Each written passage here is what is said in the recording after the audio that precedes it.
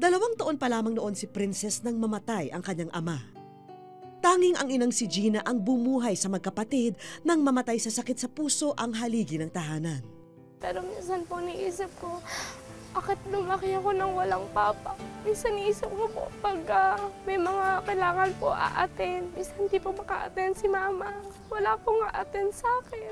Ganun po, parang naisip ko rin po, parang kulang din po pag walang papa. Lalo na po sa sitwasyon namin ngayon, naiisip mo po talaga na kailangan ng mama mo na may katuwang sa buhay.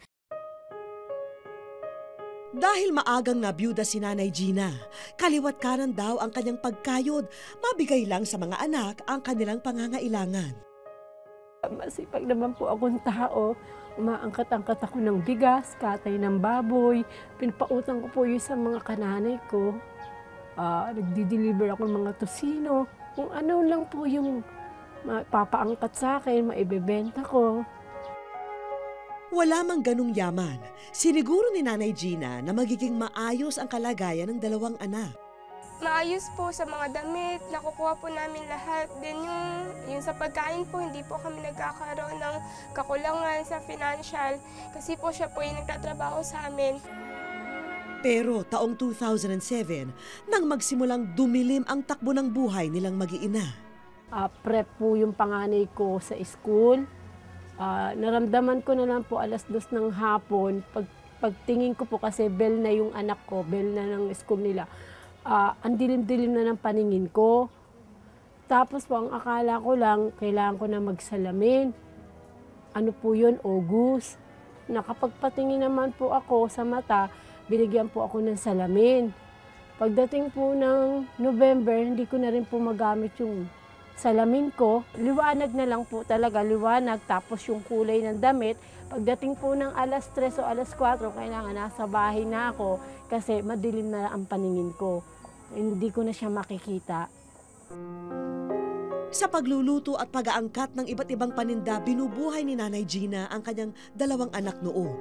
Pero dahil nanlabo na ang kanyang paningin, napilitan siyang huminto. Hindi na po ako yung gusto ko magtrabaho para sa kanila. Hindi na po. Dito na lang ako sa bahay.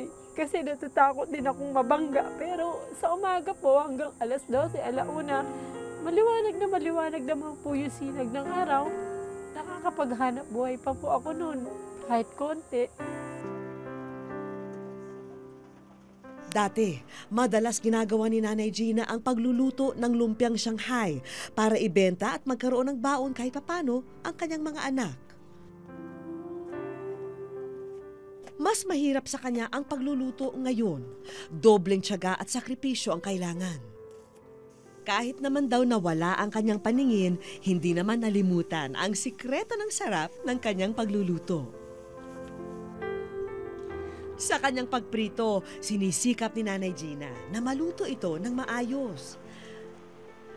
Madalas, pinapakiramdaman na lang niya ang init ng mantika bago isalang ang mga lumpia.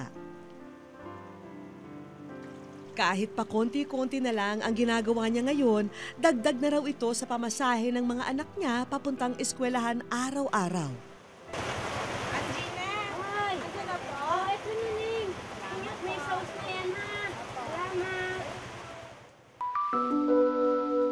Dahil kapos pa rin ang kita sa lumpia, nag-isip siya ng ibang diskarte. Ito po yung inuukay-ukay ng mga anak ko po. Yung mga bigay din po sa amin. Pag weekend po, nagbebenta sila.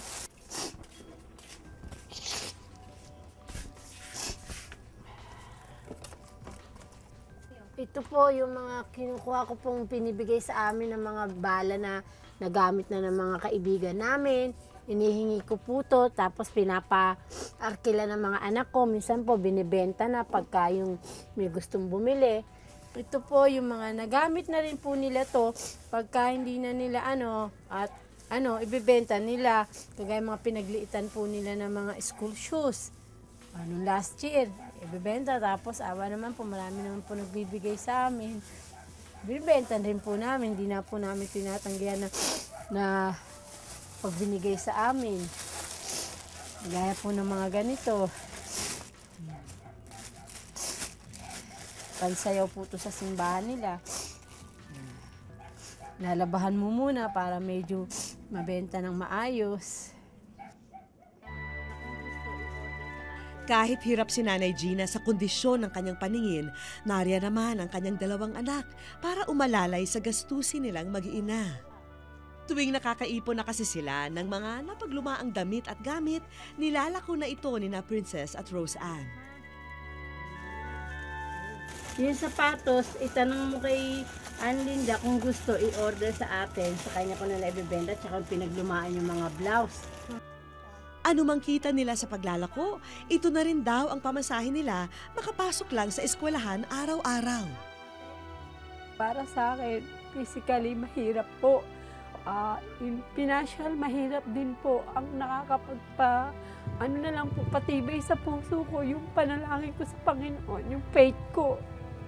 Kaya nagkakaroon din po ako ng peace of mind at saka contentment sa buhay ko dahil yung gawa ni Lord.